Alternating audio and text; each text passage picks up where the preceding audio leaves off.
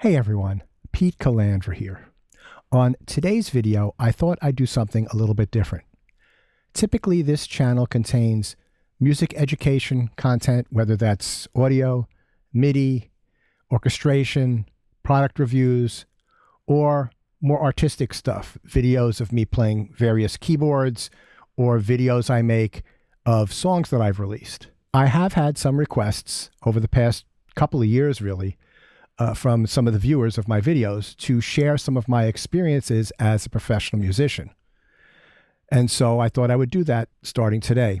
And now, rather than go over the 35-year career I had in New York City, I thought I would pick one gig or one subject and talk about that and share my experiences with it.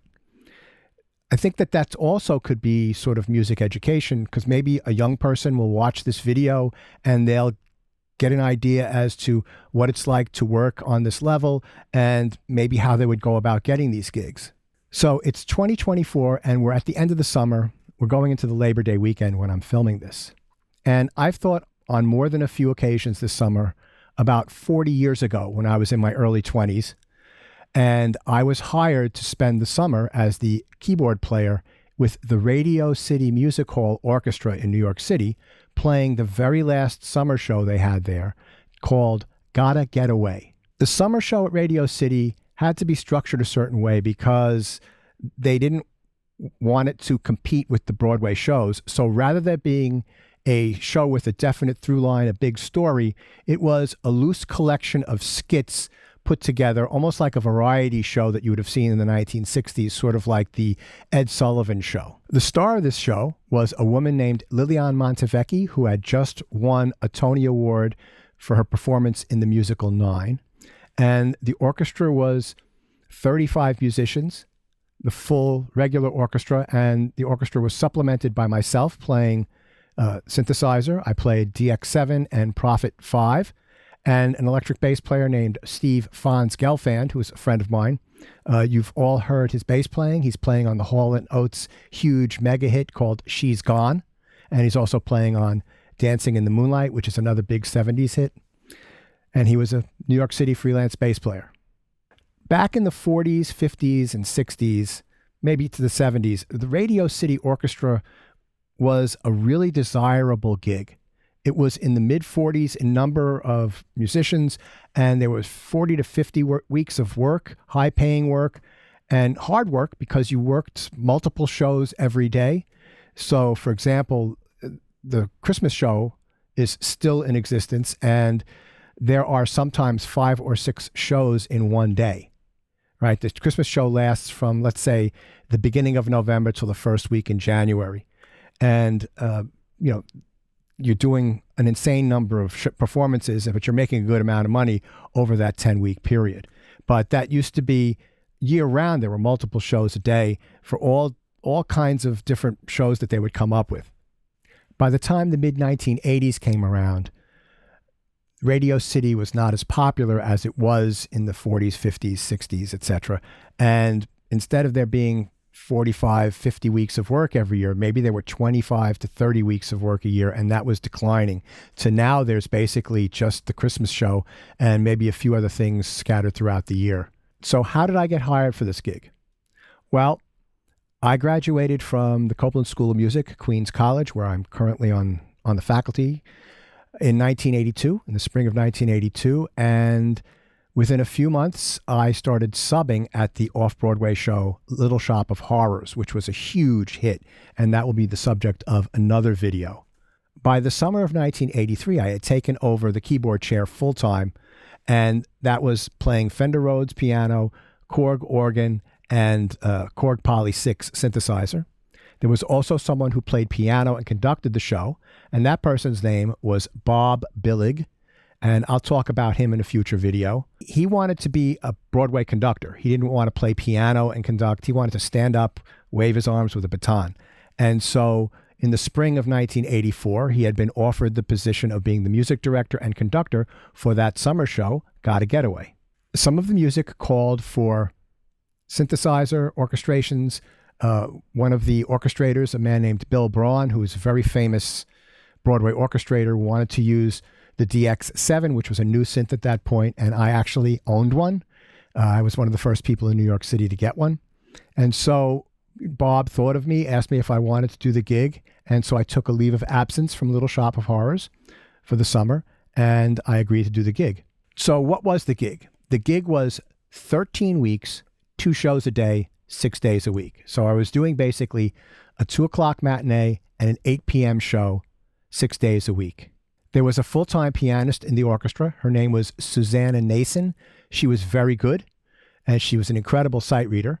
And I played basically the preset sounds on the DX7 that became very famous, like the harpsichord, the harmonica, DX7 organ, the DX7 electric piano.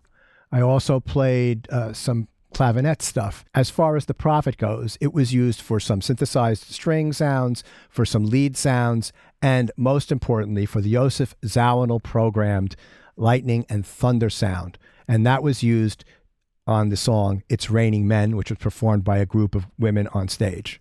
The show was supposed to be a review, so there were probably about 10 to 15 skits throughout the hour-and-a-half show.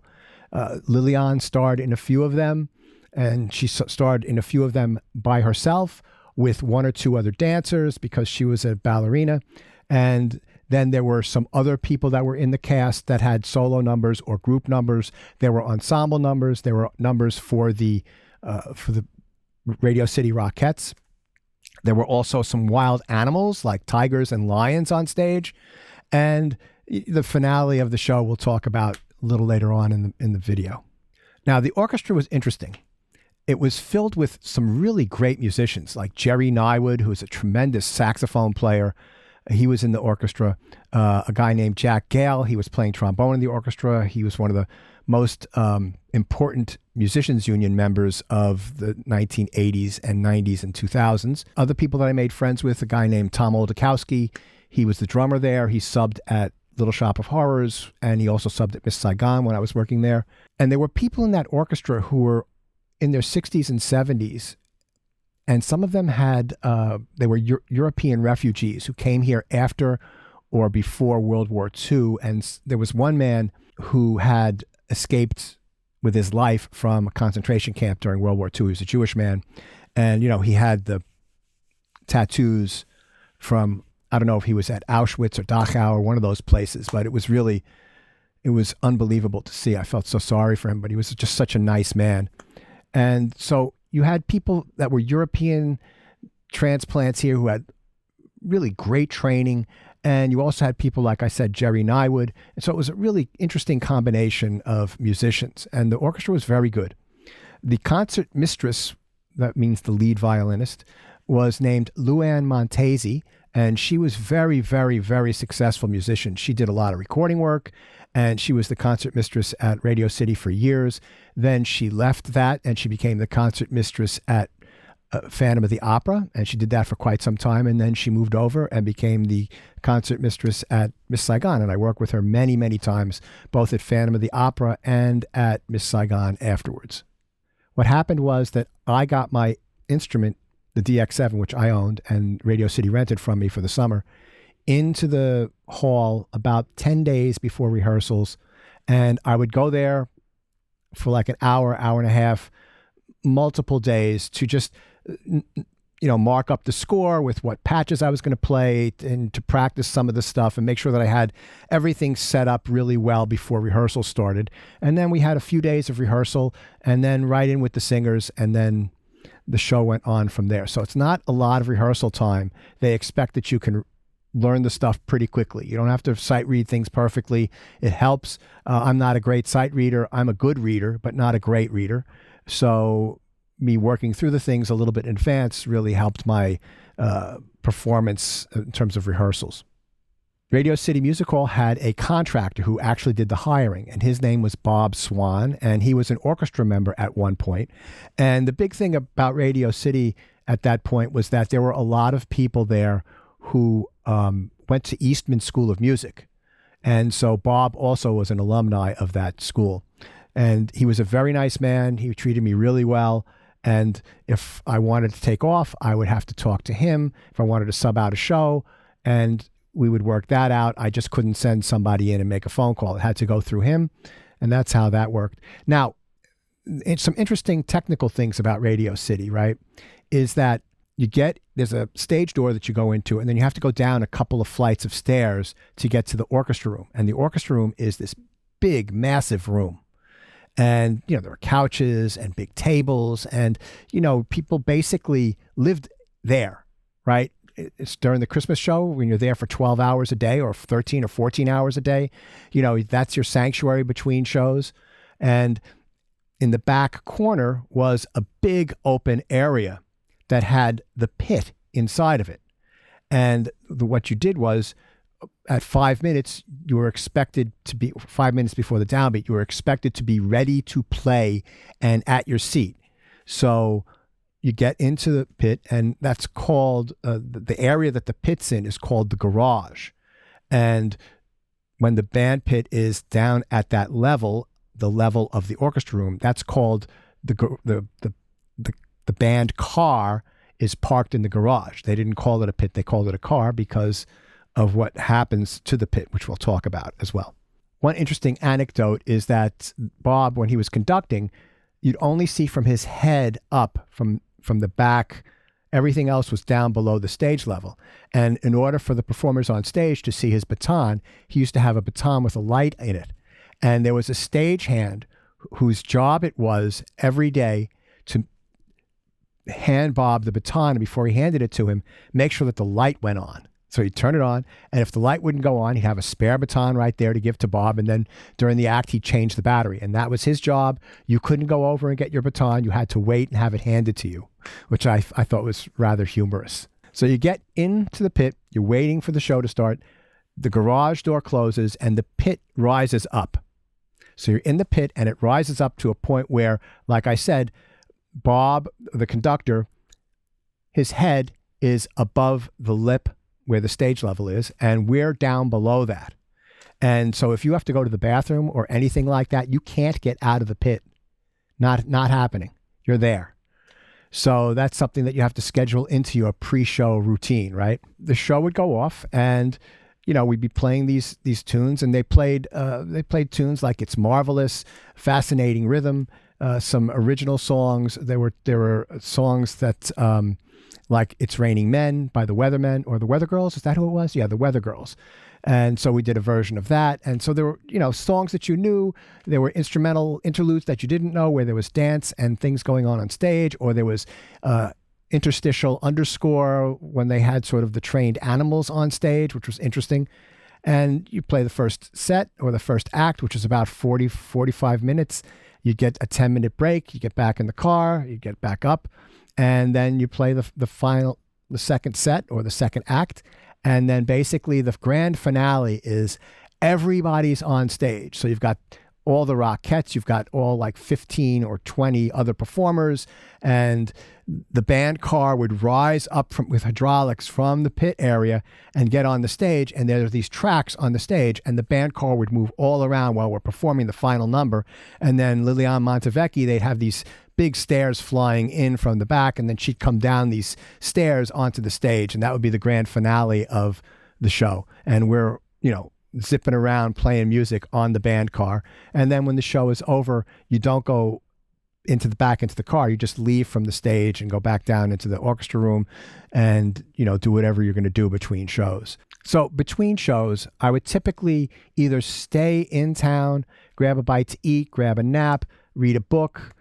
Sometimes I'd go to a movie between shows, get back by 7:00 and get ready for the 8:00 performance. Some days I'd hop in the subway. I was living in Park Slope, Brooklyn, and it was about a 35-minute subway ride home.